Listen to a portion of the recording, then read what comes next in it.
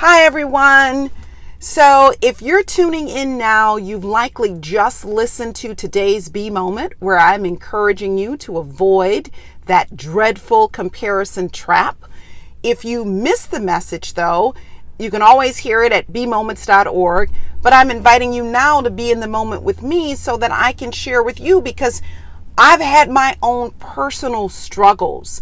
But I also, in addition to sharing where I've struggled, I want to give you 3 insights, 3 things to consider the next time you find yourself in that trap. Because I think what's important to note is we don't plan to compare ourselves to others. Sometimes it just happens in the moment. Sometimes we just get on Facebook and see somebody else's post or Instagram and it happens. And that's in fact what prompted me even to do today's message, because I was watching the show, and I think it's called Own the Conversation. It's on the OWN channel. If you haven't seen it, it really is a good show.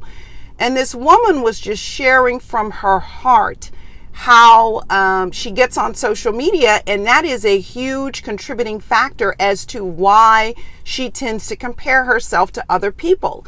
And it's a place we don't want to be. And so I'm going to give you 3 things to consider the next time you find yourself in that trap. But first, with me, I would compare myself to other people. And it was really, sometimes I could be really happy for the other person. It was more of my issue with God. I felt like, okay, God, they're doing X, Y, and Z. I'm doing X, Y, and Z and then some.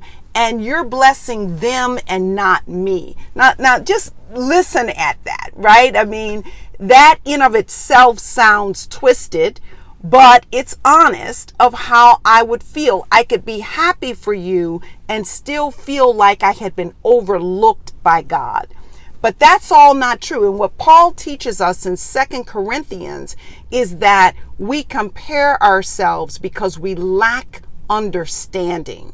And so here are 3 things I want you to consider. And in fact, I've even taken a few notes. So the first thing, and I wouldn't spend a whole lot of time here, but I would consider what the intentions of the person who is sharing all of this great news might be, right? So are they saying that they are, they are celebrating a praise report because God has blessed them in a tremendous way, and they maybe have a new job or a new home or something positive about their kids, but they know where they are giving glory first? Or are they bragging?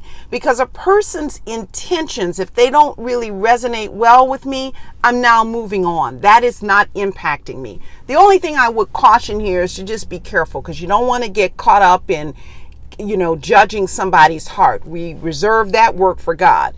Like I said, don't spend a lot of time here, but I think it's important to consider the intentions. The second point that I've said is outward appearances. Be really careful. If somebody is putting in front of your face, here are all the things I want you to focus on, it could be true that there are other things that they're holding back and that they do not want to be seen or revealed. So just keep that in mind. And then finally, sometimes when we tend to keep comparing ourselves to others, could be a sign that we are holding within us a mindset of lack. And we have to remember that we serve an abundant Father who has an abundance of resources. He is the Alpha and the Omega. The question is not for anybody else, but for ourselves. Am I continuing to position myself for all that God has for me? And if you're going to compare yourself, you want to compare yourself to, yourself 5 years ago, yourself 3 years ago. Are you growing in Christ? Is your life an example of that? And if you've got some doubt or question there, that's where your focus should be, not on somebody else. So with that, I want to end there, put an exclamation point on the point of the importance of growing with Christ by your side for sure.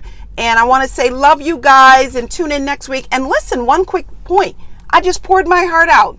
Leave a comment today. Share your own story of how you have been in that comparison trap. And with that, I'm wishing you guys a beautiful week. Love you.